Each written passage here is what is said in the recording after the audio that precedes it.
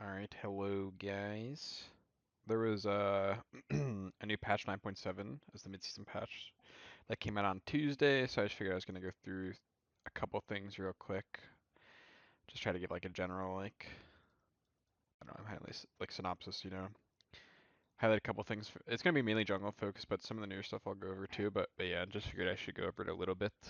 They changed glyphs. Oh, they added some new glyphs and moved some around basically. So you have the same Yoden which is the healing one. They got rid of the like additional damage one and added Yoden's Cunning, where they moved the other one to XE. But this one, 2 seconds your next non ultimate ability. That damages an enemy god gets 20% of his cooldown refunded.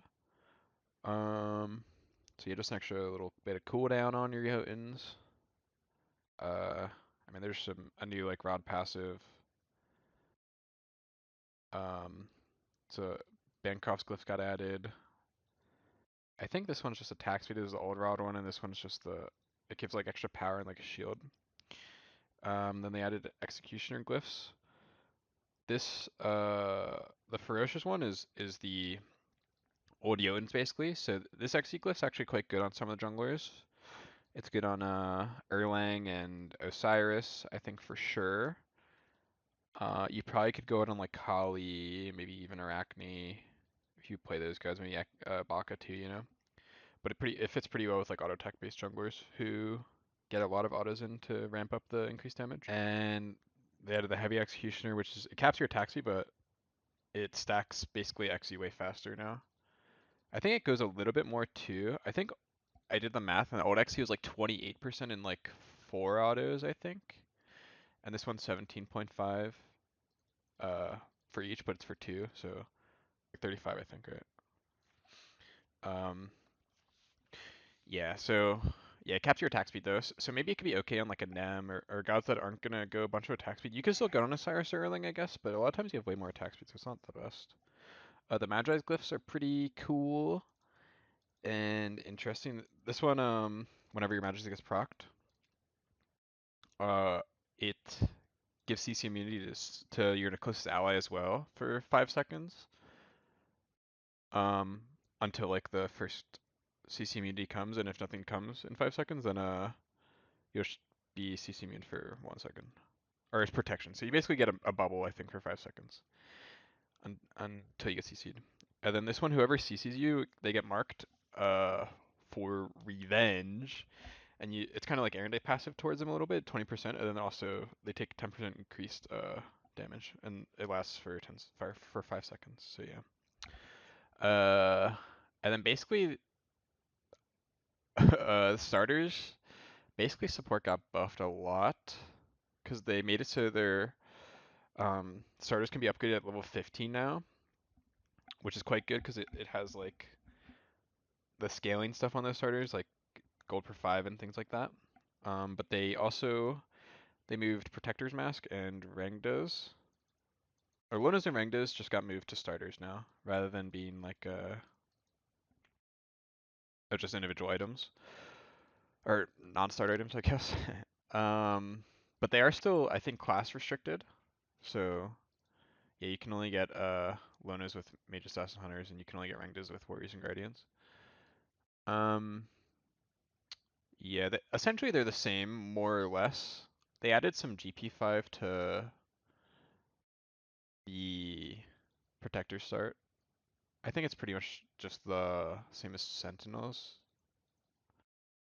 Um, so yeah, you get gain base gold assists and health mana, yeah. But yeah, it's the same as before, where it decreases your damage dealt and decreased damage taken, and this is the same: increased damage dealt, increased damage taken. And then they've added some new items. So basically, I'm not gonna go into the T1 C2s too much, but the Griffin Wing earrings, it allows your autos more or less to be kind of like hit scan because it increases the projectile speed, but it reduces your damage at the same time. So basically, it makes your autos easier to hit, but do less damage. So yeah, I'm not too sure the strength of it, but yeah, it's not too expensive at least. 2200 is like fairly cheap. The Sphinx's Bauble, it basically allows you to overcap your attack speed or raises the cap to 60%. So rather than being kept at 40, you're now kept at 60. And this also reduces your damage and healing, but it's kind of a sick tank item. I uh, I did try it a little in jungle, but I don't think it fits full damage jungle builds too much. Maybe there's some way to do it, but I think it fits a more tanky style. So you could run tanky junglers with like Bumba's Hammer and get this, and it probably could be decent, or at least pretty annoying. But your damage is reduced still, so I don't know. Kind of need to test it a little bit more, but yeah, like I tried it on like Hunbats and I had 60% attack speed. I could cast my abilities literally every auto if I wanted with my 2 and stuff, but since Hunbats outside of his ult, which having 6% cooldown on your Hunbats ult's pretty good, but outside of that, like you don't have much CC or anything, so it's not really that useful. I feel like on a god like him, but maybe a god that's more like CC oriented could have some effect, like a Gelga or something, you know? Manticore Spike. This is when you CC gods, it drops a spike that can be picked up, and it basically buffs your next abilities to do percent health. Um, yeah, and then this is whenever you heal your allies or they die. Wait, right? Each time an ally god dies, or you heal them, it drops these flowers that you can pick up. That'll give you a shield for 7.5% of your max HP. So obviously it's better for like the shield's a lot bigger if like tanks or whatever picking up, but yeah. This one's pretty interesting. I think it's probably decent for like a tank like support Sylvanas or Yemoja or anything like that. Um, could see it being pretty good value. But yeah, I haven't played too much still on everything, so I'm still kind of getting the hang of stuff, and I don't really know exactly how all the new items are. But it's kind of some cool items to like mess with. They just reduce the duration of anti-healing. I think it lines up, if you scroll up, I think it lines up with the out of combat thing that we looked at before. Whoops. Yeah, so this is now 5. Brawling's 5, and Divine and Brawlers and everything else is now 5, so yeah, I guess it just lines up with that now. So yeah, Bombus Hammer got it changed like pretty big. I think it might be a net buff, but I'm not 100% sure. Basically, they changed the stats a lot. They took off the health, or reduced it to 150 rather than 300. No mana anymore. Cooldown's down to 10% from 20.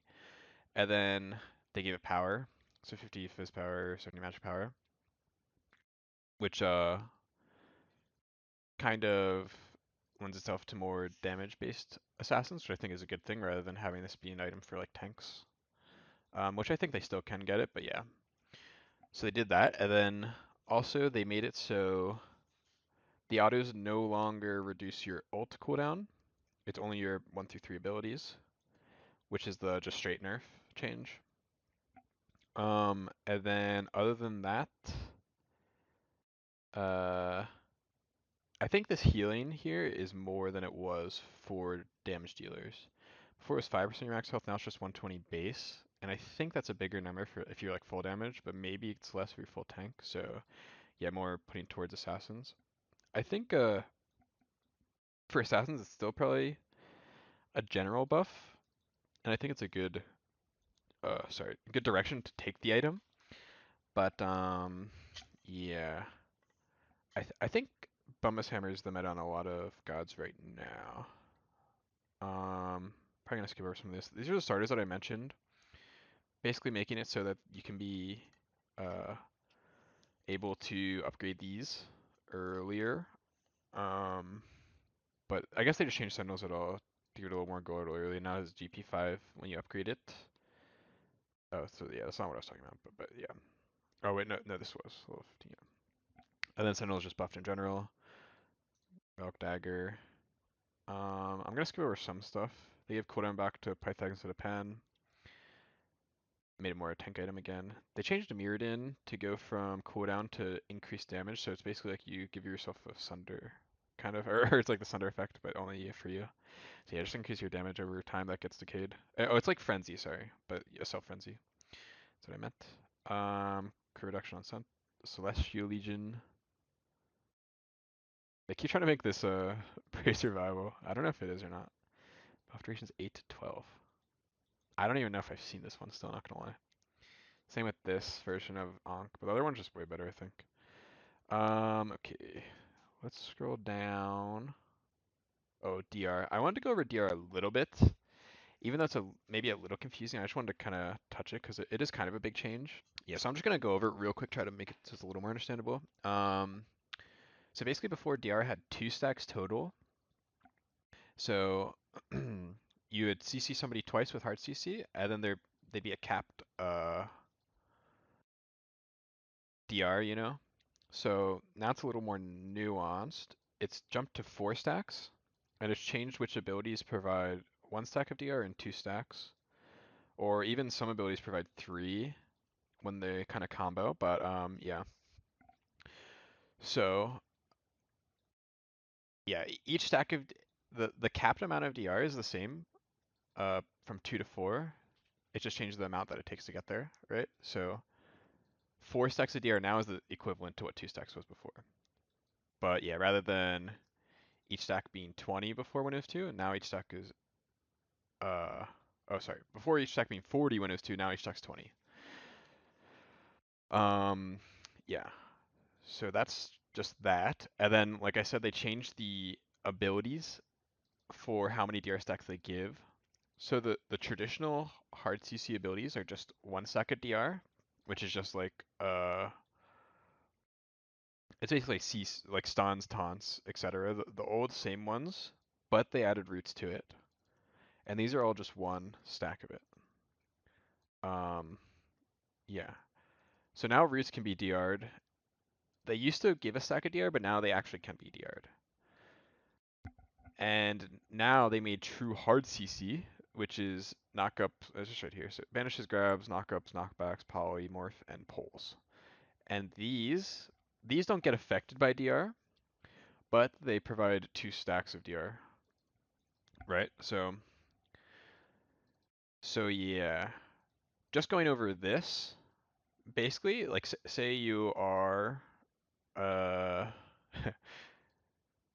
shoot, I'm trying to think of an example. Say you're ESET, right?